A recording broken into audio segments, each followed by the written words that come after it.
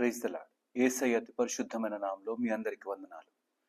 ఈ దిన లేఖన భాగము అపోస్తుల కార్యము 14వ అధ్యాయము 10వ వచనం చదువుతున్నాను. దయచేసి జాగ్రత్తగా వినాల్సిందిగా మనవి చేస్తున్నాను.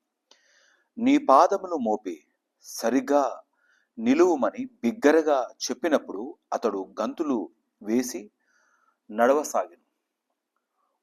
లుస్త్రాలో జరిగిన ఈ అద్భుత కార్యాన్ని పౌలు జరిగించిన కార్యం, దేవుడు పౌలు ద్వారా జరిగించిన కార్యం. అయితే అసలు ఎన్నడూ నడవని ఒక వ్యక్తి అక్కడ ఉన్నాడు. ఈ యొక్క వచన భాగంలో కుంటివాడై ఉండెను అని రాయబడి ఉంటుంది. అక్కడ పౌలు చెప్తున్న మాటలు విన్నాడు. విన్నప్పుడు బోధిస్తున్న పౌలు ఆ వ్యక్తి వైపు చూచినప్పుడు ఇతనికి స్వస్థత పొందుకునే అంత విశ్వాసము తనలో ఉన్నదని గ్రహించి తను లేవమని చెప్పగానే దిగ్గున లేచాడు, గంతులు వేస్తూ ఉన్నాడు. ఈ వచన భాగంలోని స్వస్థత మనకిష్టం. ఈ వచన భాగంలో పౌలు చేసిన ఆ స్వస్థత కార్యం అంటే మనకు చాలా ఇష్టం. దేవుడు జరిగించే గొప్ప కార్యాలంటే చాలా ఇష్టం. అయితే ఏ అఫోర్డ్ పెట్టకుండా, అంటే ఏ కష్టము చేయకుండా, ఏ పని చేయకుండా అలవోకగా మన పట్ల స్వస్థత కానీ అద్భుత కార్యం కానీ జరిగినప్పుడు అప్పుడు మనం సంతోషిస్తాం. అంటే మన జీవితంలో జరగాల్సిన అద్భుత కార్యాలు ఊరికే అలా జరిగిపోతే ఎంత ఇష్టమో. కానీ ఆ అద్భుత కార్యాలు జరగాలంటే మనలో విశ్వాసం ఉండాలి. విశ్వాసం పెంపొందించుకోవడానికి దేవుని మాట వినాలి. దేవుని మాట వినకుండా నీ బ్రతుకులో గొప్ప కార్యం జరుగుతుంది అని ఆలోచించడం అంతకన్నా అవిశ్వాసమైన మాట, మూర్ఖమైన మాట మరొకటి ఉండదు. వెర్రితనంగా ఉంటుంది. నువ్వు దేవుని ఏ విధంగా విశ్వసిస్తున్నావు? గొప్ప కార్యం కొరకు మాత్రమేనా? లేదా ఊరికే వస్తే దేవుడు నాకు గొప్ప కార్యం జరిగించేస్తాడు, ఊరికే అట్లా దేవుని సన్నిధానం నిలబడితే గొప్ప కార్యం జరిగించేస్తాడు అనే మాట మనలో ఉంటే కుదరదు. నువ్వు దేవుని మాట వినాలి, చదవాలి, ధ్యానించాలి, గ్రహించుకోవాలి. ఆ వింటున్న మాటలు నా జీవితంలో నేను ఎక్కడైనా పడి ఉన్నానా, ఎక్కడైనా విశ్వాసం తగ్గి ఉన్నదా, ఎక్కడైనా దేవునికి అయిష్టమైన బ్రతుకులో ఉన్నానా అని లెక్క చూసుకొని ఆయన దగ్గరికి వచ్చి నన్ను క్షమించు దేవా అని క్షమాపణ పొందుకొని ఆ వాక్యం పైన విశ్వసించి నన్ను నిలబెట్టగలడు, నడిపించగలడు అన్నప్పుడు ఆయన చేసే గొప్ప కార్యాలు అనేకం. మనం చాలాసార్లు ఈ మాటల పైన మనసు పెట్టం, కానీ ఆశ్చర్యకార్యం జరిగితే చాలు అంటాం.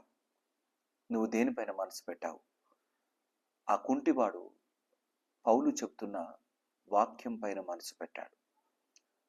ఆ జీవం కలిగిన మాటలు వింటున్న తోడనే ఆయనకు విశ్వాసం పెంపొందించబడింది అని రాయబడి ఉంది.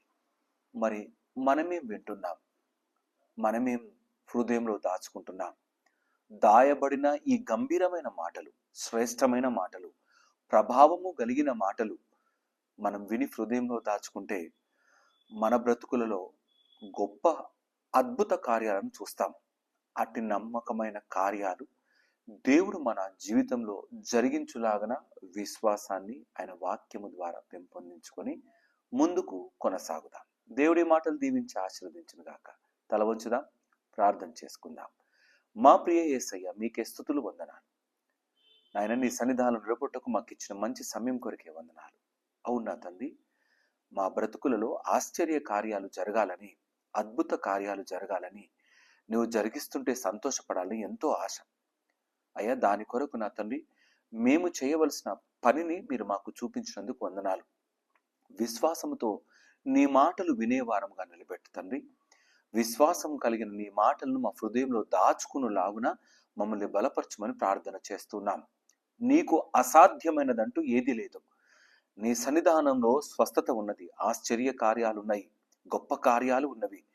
వాటిని అనుభవించుటకు నా తండ్రి మా హృదయాల్లో విశ్వాసమనే నమ్మకమైన నీ వాక్కును మాలో ఉంచి బలపరిచి నడిపించమని స్తుతులు చెల్లిస్తూ అట్టి నమ్మకమైన బ్రతుకులో కొనసాగుటకు సహాయం దయచేయండి. ఎంతమంది బిడ్డలైతే నాయన వారి జీవితాల్లో అద్భుత కార్యాల కొరకే ఎదురు చూస్తున్నారో, ఈ కార్యం జరిగితే నా బ్రతుకు సరైపోతుంది, నెమ్మదైపోతుంది అని నీ వైపుకు నా తండ్రి తేరి చూస్తున్నారు. అటు బిడ్డల కొరకే ప్రత్యేకంగా ప్రార్థిస్తున్నానయ్యా.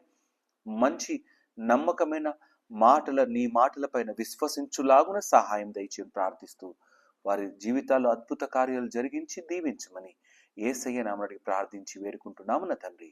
ఆమేన్. దేవుడు మిమ్మల్ని అందరినీ దీవించి ఆశీర్వదించును గాక. ఆమేన్. అందరికీ ప్రైజ్ ది లార్డ్.